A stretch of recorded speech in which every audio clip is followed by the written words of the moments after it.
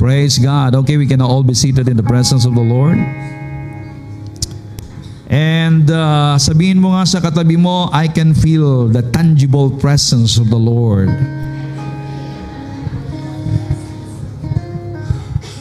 Kapag tayo po ay sumasamba sa Panginoon, huwag po tayong papayag na hindi po tayo mapuspos at maranasan ang tangible presence of the Lord.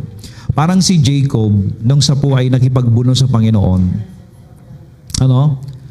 Ang sabi po ng angel na siyang representation ng Lord ay, bitawan mo na ako. Sabing ganon.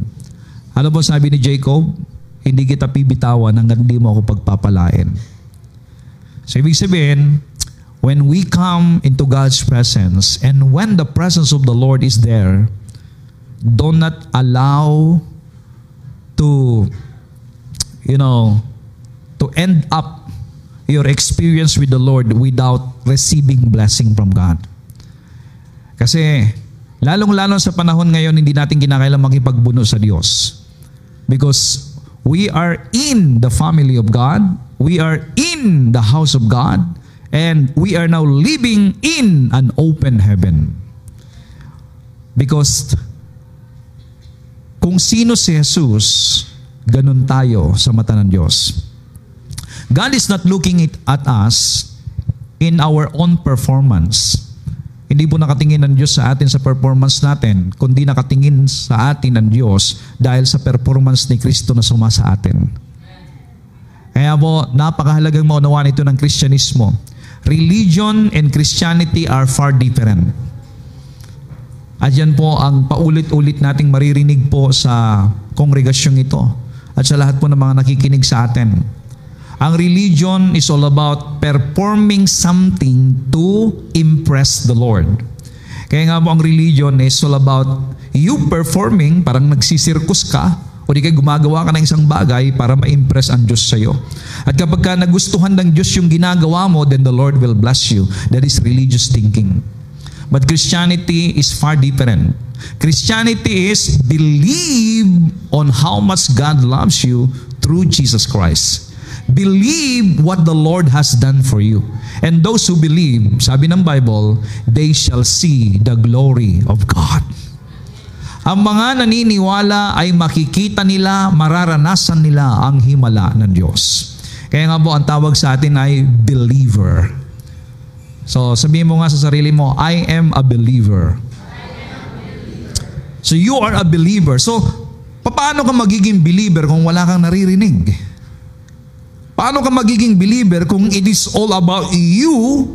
No? Ang sentro ng nakikita mo ay yung gagawin mo para sa Diyos. You cannot be a believer. You are a performer. Friends, we are not a performer. We are a believer. Kaya nga po, discover what God has done for you. Discover the promises of God in your life. At pag ito yung na-discover mo, you believe, then you shall receive the miracle of the Lord. Amen? That is Christianity. Kaya nga po kapag ito po yung naintindihan mo, you can enjoy life in Christ. My friend, it's not about pressure. Christianity is not about pressuring yourself doing something, but Christianity is enjoying the love of the Lord, the presence of God, and the power of God in your life. Kaya dapat ang Kristyanismo, kapatid, ay nag-e-enjoy ka. And those who are enjoying the relationship with God, they love to come and praise the Lord. Hindi po nila katatamaran ito sapagkat alam nila na ang tunay na biyaya at pagpapala ay nandoon sa pagpupuri sa Panginoon. And they're praising God not just to get something from the Lord. They're praising God because they believe they already received the fullness of God in their life. Kapag ito'y natanggap mo na kasi ang kapuspusan ng Panginoon, wala ka nang ibang gagawin kundi magpuri sa buong buhay mo, kapatid. At kahit na tumalon ka pa na hindi ka nabababa, praise God, you do out something. Gawin mo ang lahat ng bagay, hindi para tanggapin o tumanggap sa Panginoon, kundi dahil natanggap mo na ang lahat ng pangako ng Panginoon. And the more you praise God, the more you understand how much God loves you, the more you praise God. The more you say, God is good all the time. Palakpakan natin ang Panginoon. Now, there is a promise in the Bible that there is power of God working in us. Sabihin nga natin, power. Sa bawat mananampalataya, siguro po yung mga bago po dito, pero I do believe that every one of us, there are some here, new, coming, pero narinig ko po na matagal na po kayong tumanggap o nakakilala sa Panginoon. Lalo po yung mga studio family, thank you so much for being with us today. Palakpakan natin yung mga Bible study kahapon, nandito sila ngayon. Alam nyo, natutuwa po ako kapag meron po nakukutang mga bago. Parang lang, kapag merong bagong panganak, bagong baby, natutuwa po sa pamilya, no? Dito, nanganak nga lang yung pusa namin, tuwan-tuwa na kami lahat, no? Paano pa kapag kaluluwa yung bago, amen? Sabi po ng Bible, sa isang kaluluwa na naligtas, naging bahagi sa pamilya ng Panginoon, the angels of heaven are rejoicing. Alam niyo ba kung bakit po na tayo natutuwa pag meron po tayong nasisharean? Sapagkat nararamdaman po natin ang puso ng Diyos. You know? Bakit? Kahit sa isang kaluluwa po,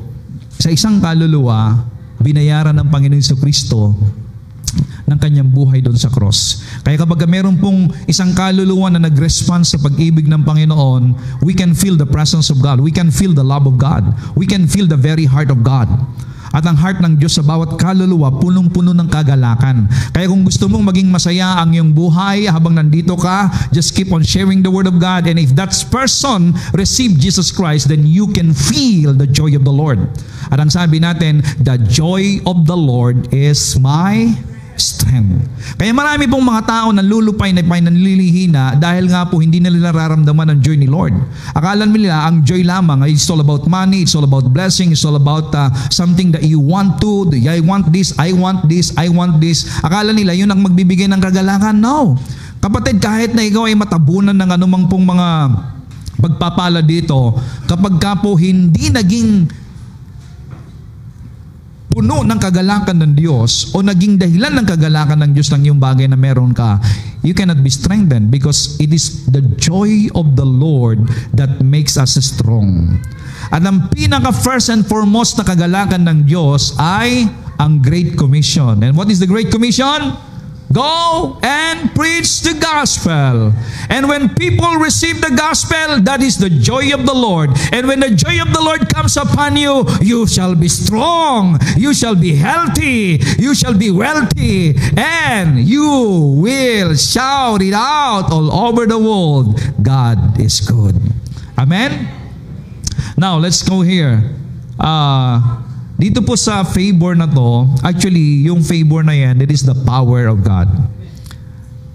At pinalitan ko po siya ng favor because when you are living in God's favor, oh, glory. Holy Spirit, thank you for giving us understanding with this message today. Nothing is too hard. And there's nothing that you worry in your life. Wala kang ikababalisa sa buhay mo, kapatid. And we can read here in Ephesians chapter 3 verse 20. Maganda sana Tagalog to pero tatagalugin ko na lang, no? Sabi sa English, now unto Him that is able to do exceeding abundantly above all that we ask or think, according to the power that work in us. Sa Tagalog, siya na lumikha ng lahat ng bagay makapangyarihan sa lahat, na makagagawa ng higit pa nating kayang isipin or even in our imagination. Naranasan nyo nang imagine? Sino dito ang naka-imagine na nakarating na sa buwan? Nag-imagine, naglalakad sa ulap. Ano yung imahinasyon ninyo? Minsan nag-i-imaginasyon ako na naglalakad ako sa gitna ng karagatan. Dalawa lang kami ni Sister Ellen, ang saya ng buhay. Amen? You're imagining something, right? Kapag kayo nag-i-imagine, you feel good. Depende kung ano yung ini-imagine mo. But if you're imagining something bad, you feel bad. But you know what? Ang Diyos na makagagawa ng lahat ng bagay higit pa sa kayang abutin ng ating kaisipan sa pamamagitan ng kapangyarihang kumikilos o gumagawa sa buhay natin. Meaning, there is power working in you. And I call that, or I say that power working in us is God's favor working in us. And we Christians must discover this power. Okay? The power. You know, there is a spiritual truth that all of us need to embrace. Ano po yung kailangan nating yakapin, lahat tayo ng mga Kristiyano? The supernatural favor of God is absolutely unlimited in its demonstration. Meaning, hindi po problema ang pagpapala, biyaya, pabor. Because this is supernatural. This is unlimited. Pag sinabing unlimited, hindi mo kayang ubusin ang pabor ng Diyos. So there's no problem with the blessing. There's no problem with the favor. There is only a way or key, meron lang pong susi upang mabuksan at dumaloy ang biyayang yan sa buhay mo natin. At yan ang gusto ng Diyos na ipaunawa sa atin sa umagang ito. Are you excited? Because this favor makes our life unique. Makes our life, you know, the very mission of Jesus Christ, that is life to the full, life abundantly, life nothing missing, nothing lacking, and nothing broken. It is a shalom life, a peaceful life. Yan po ang buhay na nais ng Diyos na ipaabot sa atin. And you know what? You are born with God's favor. Kaya po, God's favor is our birthright. Oh, glory, hallelujah. Can you say that? God's favor is my birthright. Pag sinabi mong birthright, ano ibig sabihin nun? Karapatan mo yan. Ibig sabihin, yung pabor ng Diyos, karapatan mo para sa iyo. It is your right. Kaya nga po kapatid, when you are born in the family of God, His favor is your right. His favor will go with you, will come with you, wherever you are, nasa ang bansa ka, because it is your right. Kaya kapag kayo pinapaboran ng mga tao sa trabaho mo, sa negosyo mo, sa anumang bagay na ginagawa mo, it is your right. Pero dapat mo maintindihan, it is not because of your goodness, it is not because of your galing, but because of God's goodness in your life. Sabihin nga natin, all because of God's goodness. So that is the favor of God. It is our birthright. Okay, yung word na exceeding abundantly, the word exceeding literally means far beyond. Higit pa sa kayang abutin o isipin ng ating kaisipan. So the power of God's supernatural favor goes far beyond our level of comprehension. Meaning, that favor of God is far beyond we can ever think of. Far beyond the reach of our thinking. Higit na mataas sa kayang abutin ng eroplano. Higit na mataas sa kayang abutin ng isipan mo, kasi mas mataas ang kayang abutin ng isipan mo kaysa mararating ng eroplano. O kaya, mararating ng ano pa man. Mag-isip kayo ngayon, ano ang pinakamalayo, pinakamakapangyarihan, pinaka-imposible na iniisip nyo ngayon? What God can do in your life is far beyond. Ano ang gusto mo na mangyari sa buhay mo? Iniisip mo yung bagay na gusto mo mangyari sa buhay mo. You are imagining good things will happen in your life. Then, the Bible says, God can do far beyond. Wow! At yan pong ibig sabihin ng exceedingly abundantly. So, ibig sabihin, God's favor in our life is unlimited. Far beyond. Kaya lang, hindi po pwedeng mag-manifest sa buhay po natin yung isang bagay na hindi muna nakarating sa isipan po natin. Kaya nga, everything that is manifesting in your life, nagsimula lahat dito sa isipan mo. There is unlimited favor of God, but the manifestation in our life is depende kung ano ang kayang abutin ng ating isipan. Sapagkat kikilos lamang ang kapangyarihan at pabor ng Diyos alinsunod sa kung ano ang kayang abutin ng isipan natin. Kaya nga po, ang nais ng Diyos, mabuksan ang ating kaisipan. Okay? Alam niyo ba ng religion? Religion has taught us to put limitations on God's power. Our thinking has a tendency to be too small. Ano po itinuro sa atin ng reliyon? It's all about our weaknesses. It's all about our shortcomings. Pinaparusahan ka ng Diyos dahil ganyan ka. Diba? So ibig sabihin, ang ipinapakita ng relihiyon, yung pong ating pong kahinaan, kamalian, yung pong ating mga shortcomings, kaya tayo nagkakaganyan ngayon. Kaya maraming tao hindi po makalapit sa Diyos sapagkat ang ipinapakita ng relihiyon ay yung pong kanilang kamalian. Pero ang biyaya ng Diyos, ang ipinapakita niya ay yung ginawa at pag-ibig ng Diyos sa iyo. Sapagkat ang sabi ng Biblia, minahal ka ng Diyos hindi nung ikaw ay matuwid. Minahal ka ng Diyos nung hindi nung ikaw ay gumagawa ng tama. Minahal ka ng Diyos nung ikaw ay makasalanan pa. That is the love of God. So makikita niyo yung kaibahan. Religion will disqualify you, but the grace of God qualifies you. Religion will give burden to you. Do's and don'ts, mga dapat mong gawin. Pero ang biyaya ng Diyos, ang pag-ibig ng Diyos, ipinapaabot niya sa atin, lahat ginawa ni Kristo para sa iyo. All you need to do is believe. And when you believe, hallelujah, your action will follow. Because everyone who believe, they do something good and something right when they believe. Kaya nga po yung pagpupuri natin, hindi ka makakapagpuri ng totoo hanggat hindi mo naintindihan yung bagay na ginawa ng Diyos sa iyo. Pwede nakikipalakpak ka, nakikisayaw ka, because everybody are dancing, everybody are praising the Lord. Kaya lang, hindi magtatagal yung ganong ginagawa mo at hindi mo magagawang tuloy-tuloy dahil ang pundasyon ng iyong pagpupuri ay hindi dahil dun sa pag-ibig ng Diyos. Ang pundasyon ng pagpupuri mo ay dahil lang sa nakikita mo sa paligid.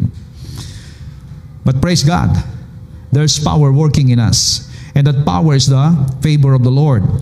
According to the power that work in us.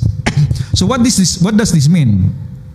This means that God is able to manifest His supernatural to the degree that His power is at work inside us. Alam ba ninyo ito pong power na sinasabi dito sa Ephesians 3:20? This is far beyond. And this is explosive power, dynamite power. It is unexplainable power. At yan ang meron ka, kapatid, kaya you are not an ordinary person. Sabi mo nga sa katabi mo, you are supernatural. Wow. Sabi nga natin, wow. That's who I am. Hallelujah. That's who you are. And pray to the Lord that, Lord, give me understanding sa mensahe na naririnig ko ngayon. Why? Because when you understand who you are, the power, the favor of God that is working in you, meaning, ang dami mong magagawa. You are not limited by your education. You are not limited by your family background. You are not limited by your yung bagay na meron ka, yung ari-arian. Kasi minsan marami tayong mga sasabi, hindi ko magagawa yan kasi ito lang pinag-aralan ko. Hindi ko magagawa yan kasi dito lang ako lumaki sa pamilyang ito na walang kakayahan. I'm not belong to the royal family, o kaya wala akong magagawa kasi wala naman akong ari-arian, wala naman akong maramak na lupain, o hindi naman ako lahi ng mga politiko. Kaya wala akong magagawa. Kapatid, may magagawa ka because there is power, the favor of God, supernatural, unlimited working in you.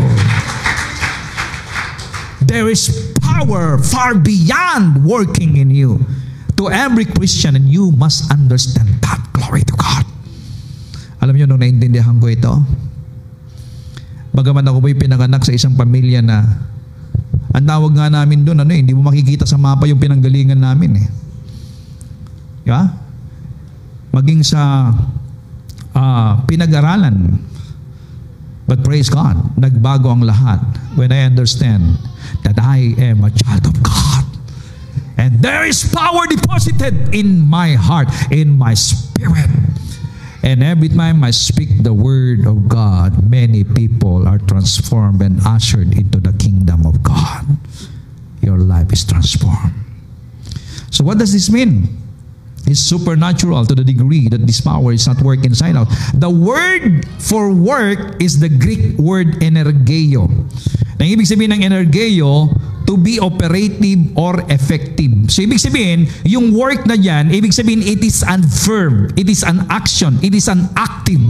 Ibig sabihin, kumikilos, gumagalaw. Yung kapangyarihan ng Diyos na nasa sayo, aktibo yan. Na kapag ito'y pinabayaan mo, ito po ay hinayaan mo o pinakilos mo, you allow it to work in the inside of you. Glory to God, mararanasan mo ang kapangyarihan na yan. Matitikman mo ang kabutihan ng Diyos. Ang pabor na yan ay dumarating sa buhay mo. Friend, I can see many of you, there's already a working power. There's already a favor of God working in them. Hindi lang nila na-acknowledge na Diyos ito.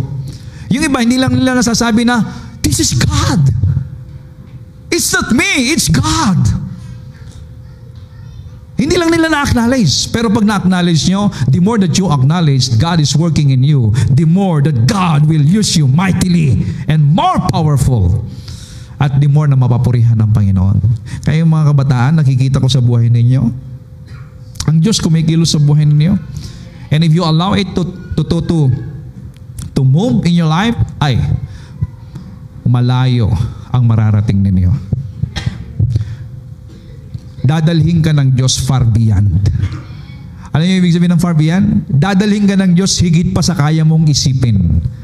Dadaling ka ng Diyos sa kaya mo pang abutin. O far beyond. The Lord will manifest His favor far beyond in your life because there is God's favor, God's power working in the inside of you. Hallelujah.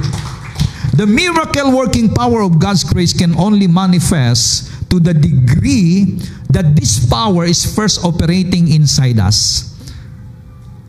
Alam niyo yung dinamita? Ang dinamita hindi sasabog hanggat di nasisindihan. Tama? Pwede mong hawakan yung dynamite hanggat di nasisindihan. Pero para maging explosive power, para maging powerful yung dynamite na yung kinakailangan masindihan. Ganun din, yung working power in the inside of us, hindi po yun sasabog hanggat hindi masisindihan. Gusto niyo bang masindihan, mga kapatid? Gusto nyo bang sumabog? Kailangang sumabog yung power na yan in the inside of you upang na sa ganon, boom, favor will come upon you. And, you know, we will not be able, sabi dito, until you and I are ignited with the energeio, ibig sabihin, with that work of God in the inside, we will not be able to see that power manifest in our lives. And you know what? Yung pong ignition switch na yan, nakakita na kayo ng dinamita, meron po siyang ignition switch. O kaya ano na lang, kung di pa kayo nakakita ng dinamita, ano na lang, plapla. Ano ba yung malalakas ngayon? Goodbye. Goodbye China na lang. Goodbye China. Di ba? Mas malaki. Di ba?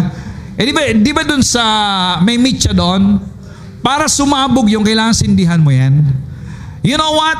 The power of God inside of us, para mag-explode, and the favor of God will come to manifest, kailangan po doon ay masindihan. At yung mitya na yan, yung switch na yan, ang tawag po dito ay your expectation. Your expectation must be ignited. Kapatid, what are you expecting to take place in your life? When you hear the Word of God, ano ang ine-expect mo? Ano ang inaasahan mo na mangyari sa buhay mo? Narinig mo, pinagpala ka na ng Diyos. Ikaw ay anak ng Diyos at merong magandang plano ang Diyos sa iyo. Lahat ng kanyang mga pangako ay tinitiyak yan na mangyari sa iyo. All of God's promises are yes and amen to you. When you hear that Word of God, what is your expectation? Ano ina-expect mo when you hear that Word of God? Yung iba, sana nga mangyari sa akin. So ibig sabihin, patay ang expectation mo. Ibig sabihin, basa yung mitya ng rebendador mo. Hindi siya masisindihan. Hello? Kahit anong sindi, mamamatay. But when you have that a flaming expectation when you hear the Word of God, kaya nga mga kapatid, I tell you, when you hear the Word of God, kapag nagbabasa ka ng salita ng Panginoon, nakabasa ka ng kapangako ng Panginoon, you must be excited, and I expect that. I declare, this will happen to me in the name of Jesus Christ. At kapag yan ang expectation mo, kapatid, I tell you, sumasabog ka. Tingnan mo, sumasabog yung tubig. Amen? Sumasabog. Bawasan natin. Amen? Designations which is called expectation. Sabi nga natin expectation. So how do we increase our level of expectation? By meditating on the Word of God. Kaya mga kapatid, napakahalaga po ang meditation. Ano po yung meditation? Baka yung iba sa inyo dito, hindi nyo pa alam kung paano mag-meditate. Pastor, paano ba mag-meditate? Yung bang meron bang binibilang na bilog-bilog? Yung bang mag-meditate? Meditation is this, thinking over and over and over and over. Again and again and again. Okay? That is meditation. Kung hindi nyo pa alam ganito, eto marami sa inyo nagme-meditate. Ano na naman kaya ang ibibili ko ng ulam, wala bang pera, walang sweldo. So you are meditating your problem. Right? While you are meditating your problem, napupuno ka ng pagkatakot. While you are meditating your problem, napupuno ka ng nape-pressure ka. Diba? That is meditation. Kaya lang, ang tawag doon ay worrying. Meaning, you are meditating on the wrong things. You are meditating on the negative things. Lahat ng meditation, meron pong impact sa buhay natin. Halimbawa, minemeditate mo yung maling ginawa ng tao sa iyo. Minemeditate mo yung maling plano ng tao sa iyo. Habang minemeditate mo, ibig sabihin, iniisip mo, nagkakaroon ka ng hypertension. Nagagalit ka. O di kaya natatakot ka. O di kaya nag-worry ka or di mo alam kung anong gagawin mo. That is meditation, but that is a wrong meditation or negative meditation. Meditating the Word of God means you are thinking over and over all the promises of God.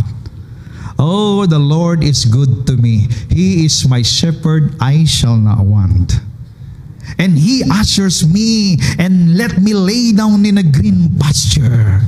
Yes, He will prepare a table before me in the presence of my enemies. And that table ay hindi kailanman magkakaroon ng crisis. Meron akong makakain sa harap ng mga kaaway kahit sa panahon ng pandemya.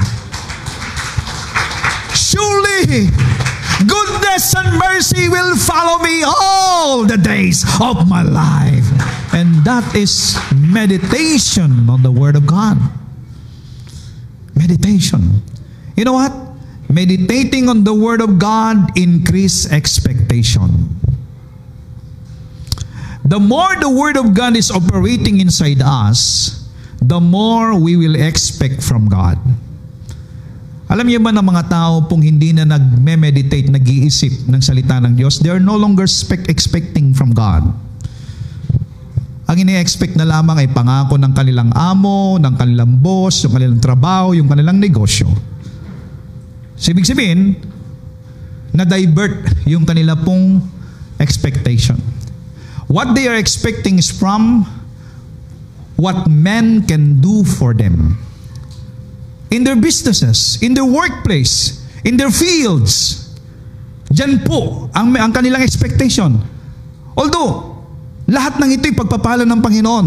Mga kapatid, know and understand that all blessings comes from God. And it begins in the Word of God. Kung bakit po sinasabi ng Biblia na you have to meditate on the Word of God sapagkat ang salita ng Diyos ay buhay, makapangyarihan at ang sabi ng Biblia, it is a seed. It is a powerful seed. Na itong buto na ito, na kapag ito'y naitanim, lahat ng kailangan mo, ibubunga niya. Di ba kapag kayo nagtanim ng ano bang buto? Like for example, mangga. Ang ibubungan ng mangga, tama? Kapag nagtanim ka ng santol, ang ibubunga nun ay santol. Nagtanim ka ng mabolo. Alam niyo ba mabolo? Ang ibubunga nun mabolo. Nagtanim ka ng apple, ang ibubunga nun apple. Right? So, ibig sabihin, kung ano yung itinanim mo na buto, yun lang ibubunga niya. Pero ito po, mga kapatid, I want you to know. Everyone listen carefully, kayong mga nanonood ngayon. Kapag ang salita ng Diyos ay naitanim, ang ibubunga niya, lahat ng pangangailangan mo. All of your needs. That is the power of the Word of God. The Word is a seed. Pag sinabing the Word is a seed, upang mapakinabangan mo ang bunga nito, kinakailangan munang maitanim. Hindi mo mapapakinabangan ang bunga ng isang buto hanggat hindi ito initatanim. Kapag naitanim ang salita ng Diyos sa puso mo, and you meditate in it, learn to how to meditate on it, thinking over and over, because the work of faith is proclaiming what the Word of God says. Oh, I tell you, lahat ng bunga na kailangan mo sa buhay ay ibibigay ng salita ng Diyos. Woo, glory, hallelujah! Complete. Kaya nga po, ito yung buto na kapag nagbunga, lahat ng kailangan mo nandun. Kagalingan, kapayapaan, kagalakan, love life, marriage, wholeness of marriage, relationship, provision. Oh, it's all there, mga kapatid. Kaya, masasabi nating mayaman tayo sapagkat meron tayong buto na nagbubunga sa lahat ng ating mga pangangailangan. Woo, glory! His word is like a trigger that produces expectation inside our spirit. Kaya po yung salita ng Diyos, kapag ito po iniisip natin, nagtitrigger yan.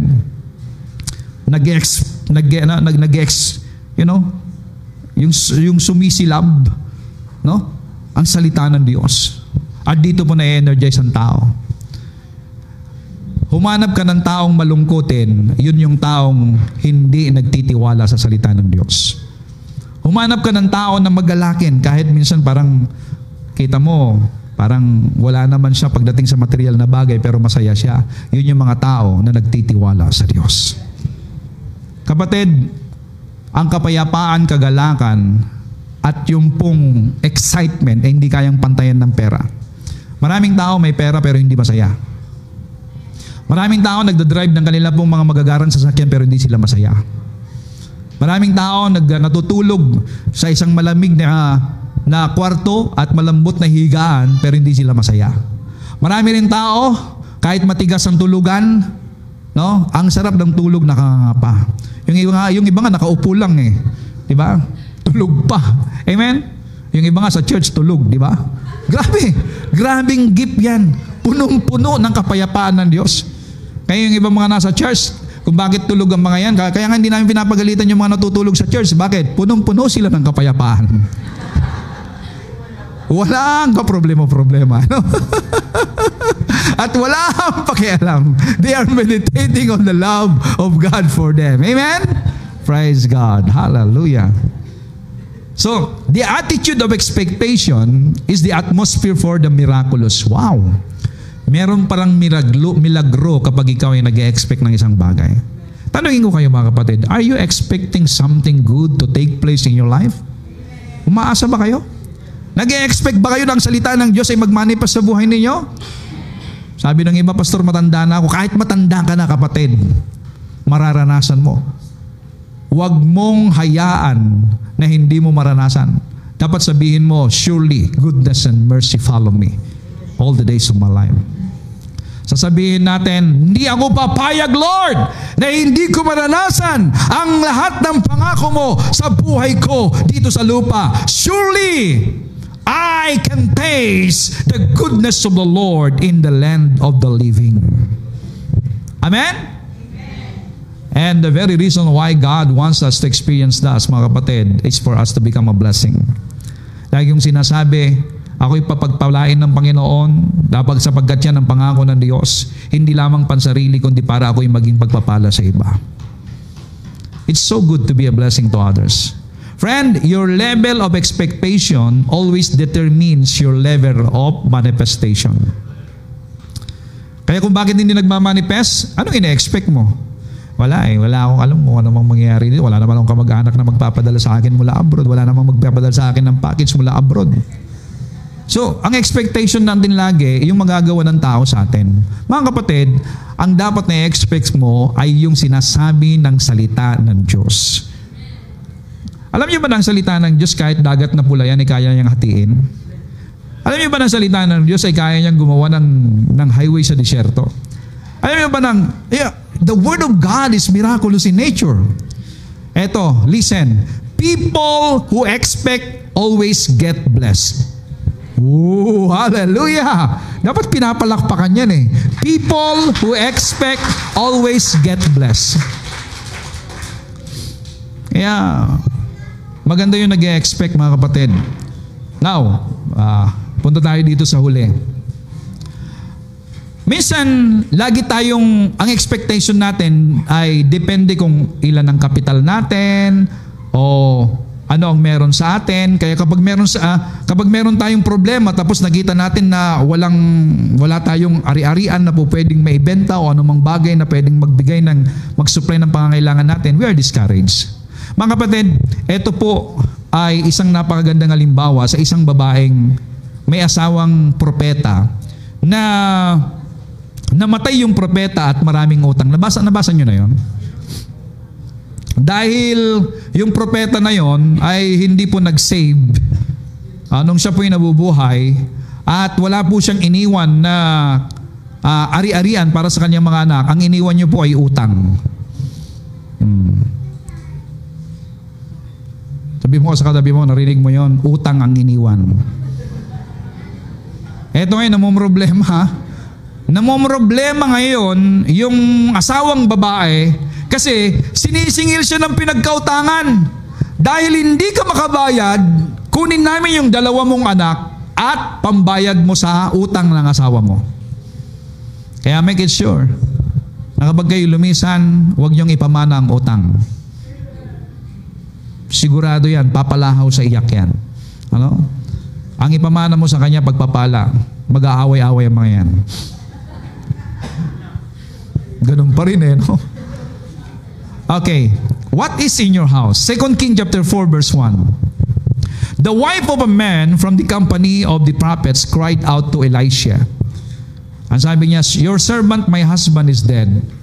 And you know that he revered the Lord, but now his creditor is coming to take my 2 boys as his slaves.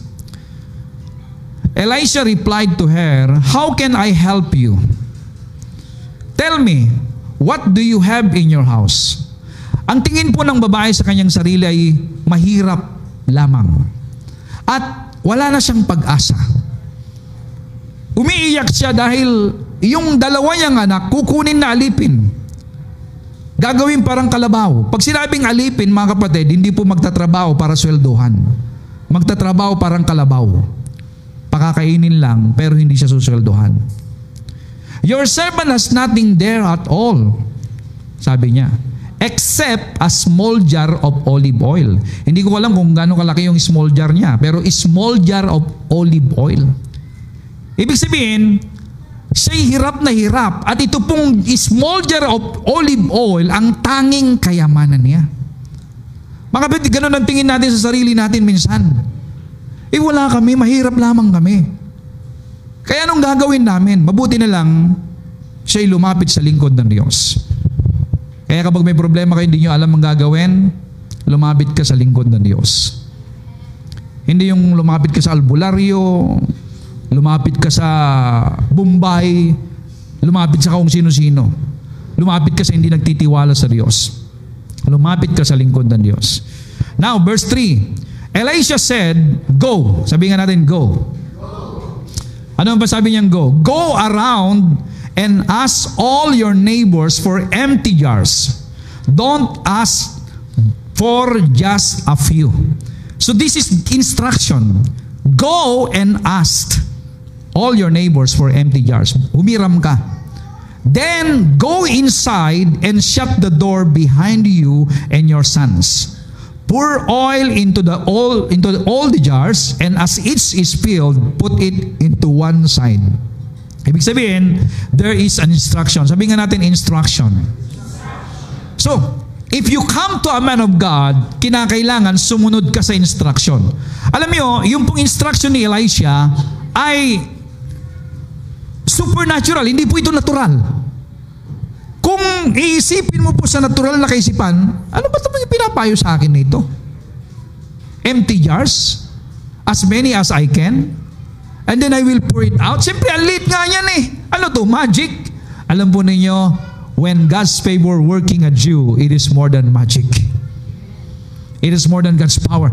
At ito po, tanungin ko kayo, naniniwala ba kayo na kung ang Diyos ay gumagawa ng himala noon, ay makagagawa siya ng higit na dakilang himala ngayon? So expect it into your life, my friend. Expect it! Hallelujah! Glory to God.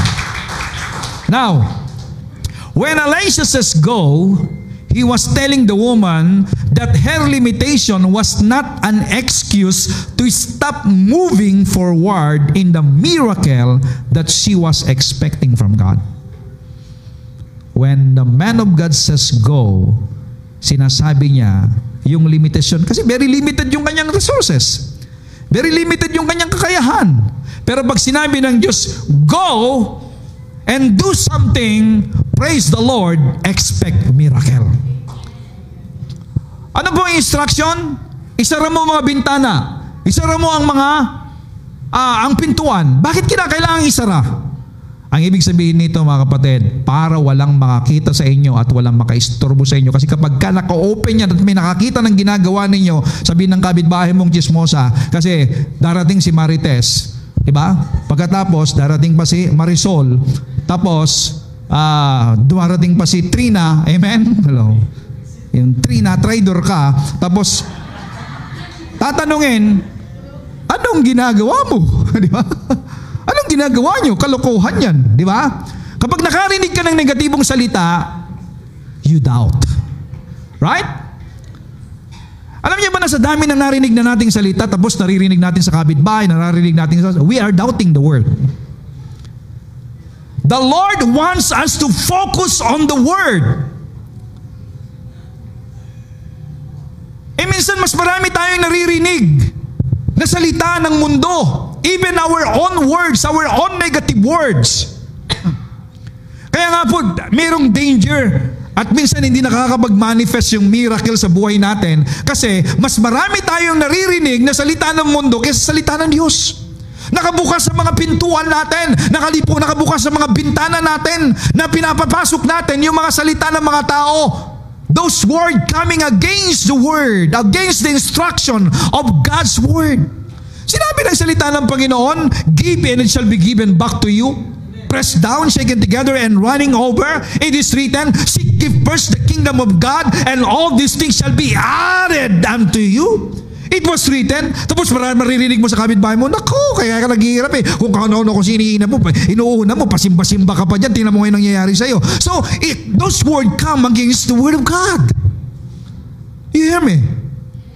Ang dami natin naririnig ng mga salita na laban sa salita ng Panginoon. Kapatid, you have to keep your ears shut, the windows of your house, and the doors of your hearts. Don't let anybody distract you on the instruction of the Lord. Kung anong sinabi ng salita ng Panginoon, do it, and you shall see and experience the miracle of God.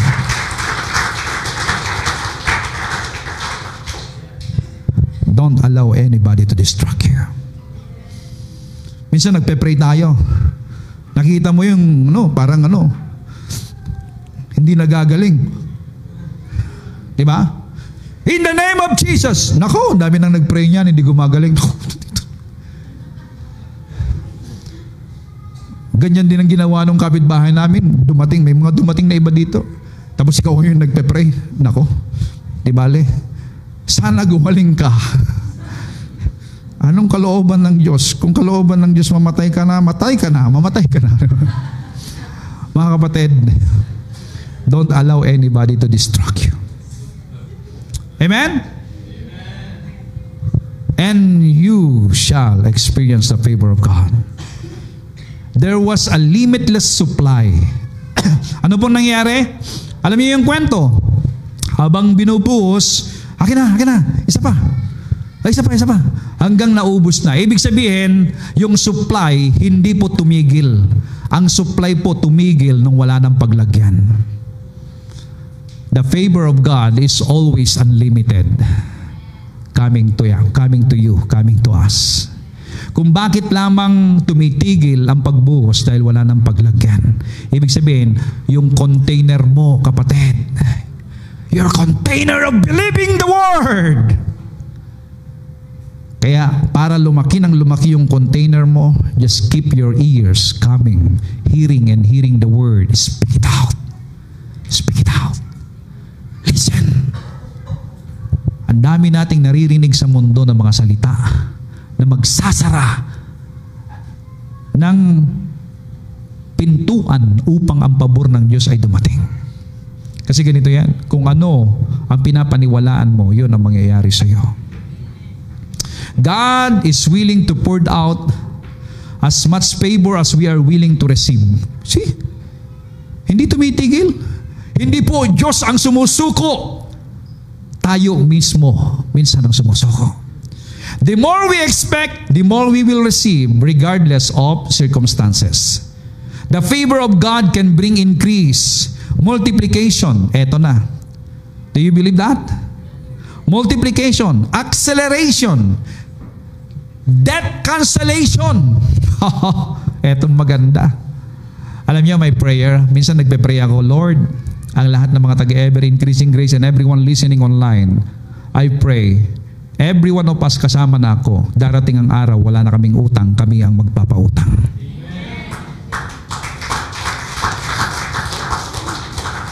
Pumalakpak lahat ng may utang.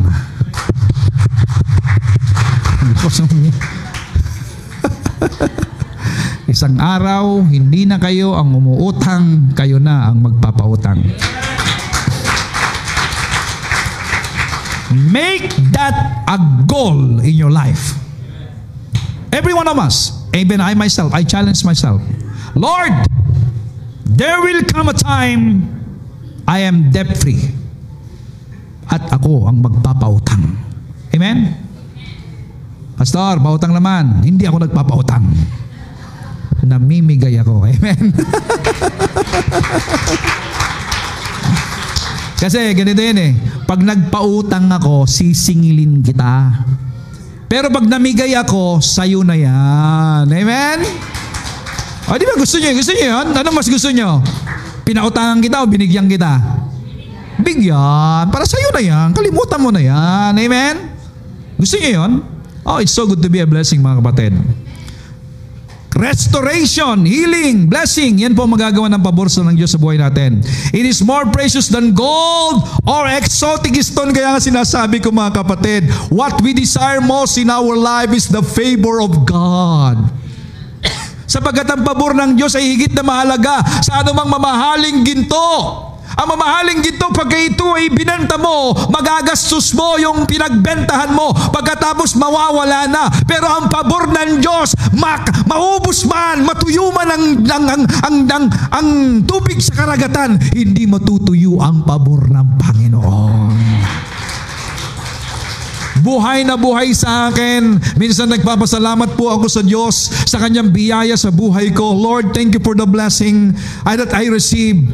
Ang sabi ng Panginoon, ipagpasalamat mo yan. Pero ang higit mong ipagpapasalamat, maraming nakapilang pagpapalang darating sa iyo. And the Lord give me a picture. Meron po akong picture, larawan buhay na nakita ko. Nakita ko po yung dagat na merong alon. At pagmamaya, pagdating ng alon, ito po'y sasabog. At habang sa pasabog, yung isa may paparating na mga alon. At sa likod ng malaking alon, merong pang alon. Ang sabi ng Lord, ganyan ang biyaya at pagpapala sa buhay mo. Hindi pa sumasabog yung isa, may paparating na naman. At hanggat ang may alon sa dagat, may pagpapala, may pabor ang Diyos sa buhay mo. At eto po, pakinggan nyo maigi. The more na merong bagyo na darating, the more na mas malalaki ang alon na darating sa buhay niya. Kaya huwag natin bagyo sa buhay, if there's pandemic circumstance, glory to God, hindi nyo nakita, nung dumating ang pandemya, pinagpala tayo ng Diyos. When there is storm of life, don't be afraid because blessings will come upon you. Now, the conclusion.